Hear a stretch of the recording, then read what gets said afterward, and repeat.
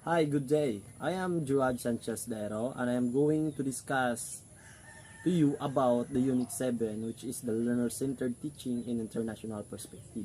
So in International Perspective Learner-Centered Education, or LCE, it is a traveling policy which has been endorsed in international agencies, local innovators, and even national development. Promoters of this pedagogical tradition refers to the theories and evidences from the cognitive psychology, claiming that all learners can benefit from it to improve the process and outcomes beyond the benefits of individuals. However, lies a set of assumptions about learner-centered education as a foundation of a building of democratic citizens and societies and development of the skilled population ready for the knowledge of economies to the near future. So, the 7.1, Innovation on Learner-Centered Teaching in the ASEAN region. So, innovation of learner-centered teaching across the ASEAN region is first, is more curricular emphasis on learner to learn. So, the students develop the flexibility and adaptability to keep pace with the dynamic labor market demands. So, number 2 is the development of competencies through project-based, problem and theme-based integrated learning, experiential learning, and activities that involve groups-based research, debate, discussion, and presentations.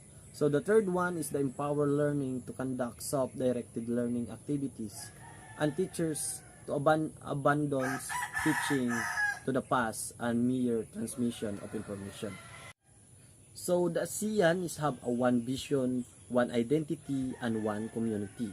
So the A is the levels of schooling as a teaching in milieu. First is the primary level. It composed usually of the pre-primary play school or pre-key kindergarten, and the primary level, which is composed of grade 1 age of 6 years old, and grade 2 age of 7 years old, grade 3 age of 8 years old, grade 4 age of 9 years old, grade 5 10 years old, and grade 6 age of 11 years old. So the second is the secondary level. Follows the primary level generally across the ASEAN. It is composed of junior high school and the senior high school. The graduate from the senior high school can proceed to the college or find a job appropriate to the qualification. However, there are slight variation in some countries, such a lower secondary level, i.e. 3 years from grade 7, 8, 9, while the upper secondary level is composed of grade 10, 11, and 12. In summary, basic education level is most ASEAN countries have 12 years from a formal schooling divided into primary, lower secondary, and the upper secondary levels. All primary education levels are compulsory, while in some countries the secondary level is voluntary except the Philippines. In Singapore, the last 2 years levels are pre-university levels. For the secondary level, there are variation of 5, 6, 7 years, which are either labeled as a middle school, junior high school, senior high school, or lower or upper secondary level. The universal kindergarten and preschool education for all. The number of years in the primary from 5 to 6 years. The third one is the tertiary level. It is the college level, which beyond the basic education in all countries in the ASEAN. It is a ladder of educational system where the students earns bachelor degree in teaching education, which requires to take a licensure examination beyond the professional teachers. In the Philippines, the Technical Education and Skill Development Authority, or TISDA, provides diploma and training certificates for lifelong learning. The agencies also assist in the implementation of the senior high school technical vocational tracks. So the B is the teacher professional across the ASEAN. First is the academic preparation of teacher professionals in basic education. So the admission to pre-service teacher education varies from the graduates of grade 9, grade 8 on remote places of OPDR, Indonesia, Myanmar, Cambodia, preschool, pre-primary of kindergarten. Future teachers can have 9 years of basic education. So grade 9 and get an advanced training for 3 years to become teachers. 9 years of basic education plus 3 years of education preparation, or 10 years of basic education plus 3 years of teaching preparations. So the number 2 is the components of teacher preparations. The general knowledge and understanding. This cluster of knowledge and understandings are embedded in the general education of liberal arts educations. Subject in college as preparatory to the core content subject in the professional education. The number 2 is the pedagogy. These components provides the variety of teaching delivery approaches beyond the traditional methods of teaching. The more innovative methods including student-centered approaches, cooperative learning, project-based learning, and many more based on international values to enhance the peace, education, sustainable development, respect for diversity, inclusive education, and global citizenships. So the number 3 is the teaching practicum or experiential learning. In this cluster, knowledge, theories, principles, and pedagogies learner are validated in the real life situation as teachers. In all Asian countries, teaching practicum and experiential learning are required as a component in training or for certification to teach.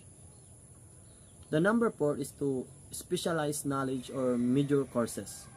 For those who will teach the content or discipline in the upper elementary or the secondary levels, major content courses are learned.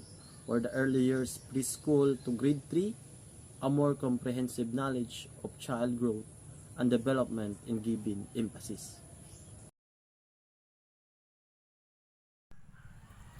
Good day everyone. My name is Landy Siluardo and I will continue the report of Gerald. But the most common are standards that revolve around or anchor on the following domains. So, first, skills in the 21st century. Second, professional and accountability. And the third, pedagogical competence. And fourth, teachers' characteristics and qualities. And the last or fifth is the knowledge competencies. So, C, the teaching profession practice in the ASEAN.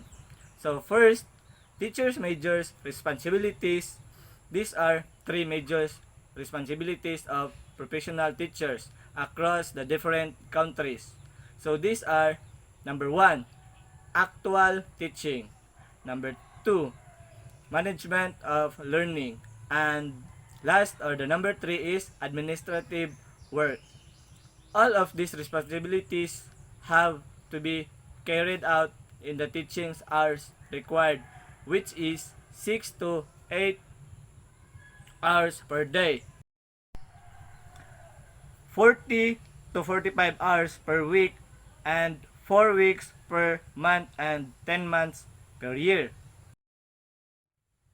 So, they have a actual teaching refers to the time of engagement of teachers with the learners. This happens within the official teaching hours. And second, management of learning refers to activities that support the actual teaching. This can beyond actual teaching time look recommended or enhancement, homework, or co-curricular activities. And administrative work. It is refers to the teacher's job that includes writings, test items, checking and recording of test paper results, attending to parents making reports, and other activities. So, second, teacher licensing and recruitment. Most teachers are licensed as professional or are certified to teach by the country's appropriate agencies. Those who are not certified of license become professional or assistant teachers. In the Philippines, it is the Professional Regulation Commission or PRC, while in Singapore, it is the National Institute of Education Council or Kurus Sapa. That gives a licensure test for teachers applicants, while in Indonesia, ACTA for teacher license is given by the teacher colleges for an authority to teach. In other countries where no licensing is provided, certification is issued instead. This is done by the Ministry of Education or the teacher education colleges. So, the teachers are the teaching profession beyond the ASEAN. So, benchmarking is learning the best from the best practice of the world or best education system. So, there are three examples of countries beyond the ASEAN. These are China, Japan, and the United States of America. These countries were included as samples in the 2013 Global Teachers Status Index. So, that's all for our report. I am Landy Siluardo and my co-partner Gerald Dairo. Thank you for watching.